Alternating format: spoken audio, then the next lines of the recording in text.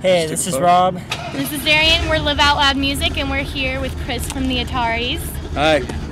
So, just wondering, you've been in a band for like 11 years or 12 years now?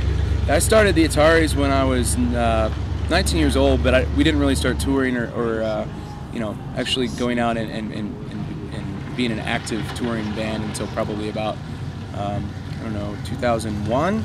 And about that time, we actually, you know, got in the van, went out and toured and played some shows. And I think that's when we noticed people started to actually pay attention. I mean, you can put a record out, but you really have to go out and do the footwork and really make it happen on your own.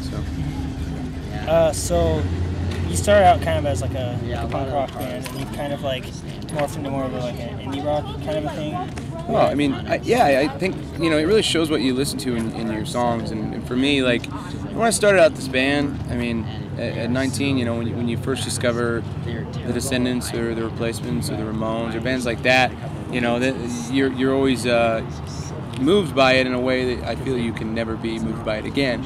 First time you discover something, it's like, you know, it's fresh, it's new, it inspires you in a way that it's kind of, you know, big monument in your life. So, you know, there are always different tiers I remember in your life when you discover something. And like, you know, here in Boise, you know, I remember the first time I heard Perfect From Now On by Built to Spill, and that was just like another thing that changed my life. Or first time I discovered Radiohead, or when, you know, a lot of other bands I love. And so I think, you know, you're always evolving, and you try to put that in your songs, but at the same time, I try to be true to what I like playing, and what I like playing is music that has a little bit of power or aggression, because to me, there's something exciting about being up there, you know, playing music with loud guitars and really having it be really chaotic and unpredictable. And I think that's what I love about punk rock. The thing I hate about it nowadays is that it's become more about this really polished, safe, image-based music. And I think that was the thing I first noticed when I saw you guys or that band. It was like, it seemed more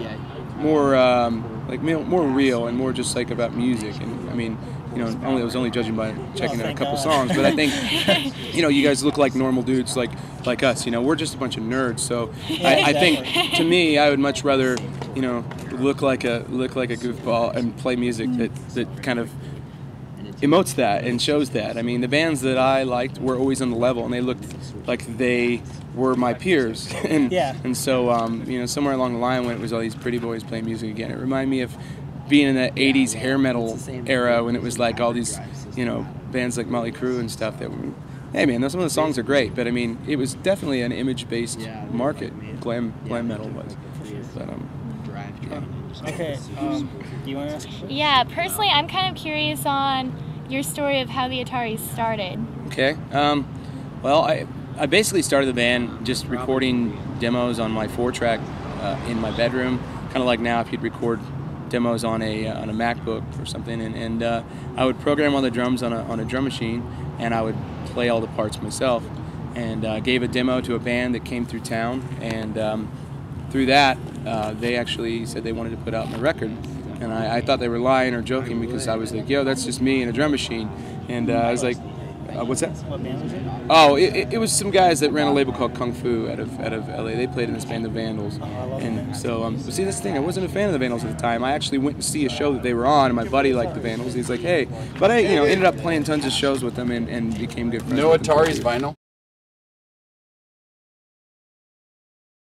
Yeah, we'll talk after this. for sure. Telling you right Thanks, now. brother. Okay, well, Sorry. okay. one last question. Sure. What advice do you have to any aspiring musicians right now? I would say, based off of talking to you guys, you've kind of got it the right way. You know, the best thing you can do is, well, first off, you just have to write songs that are truthful to you and from the heart. But, you know, more importantly, I find that you've just got to go out and do the footwork and bring the music to the people. And that doesn't just mean, you know, setting up a Facebook page or you know, some sort of online stance. You've got to really go out and make yourself known and tour, get in the van and make it happen. And I think a lot of bands have forgotten that, because you can be a big band online, but you're not like actually touring, or you play a bunch of local shows, and that's cool and all, but I mean, at the same time, I guess it takes a lot to be a good salesman and to really sell a product online, or, you know, really promote a band. But I'm not good at that, and, you know, for the people that are, more power to you. But for me, it's more about doing it organically and grassroots, because that's what we knew. I would suppose if you're younger, it might be a little bit of both, but probably a lot of kids, I think it's more about the online and everything. But just find a balance and write good songs and try to go out and bring your music to the world, and hopefully it'll domino effect from there. So, yeah. Cool. Thank you. Right Well, on. thanks. Yeah.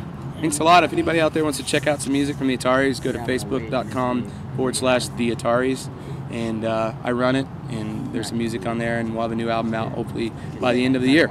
Yes. Take care. Thank you. Yeah, thanks We're a lot. Love Out Loud Music, and we're signing out. Bye.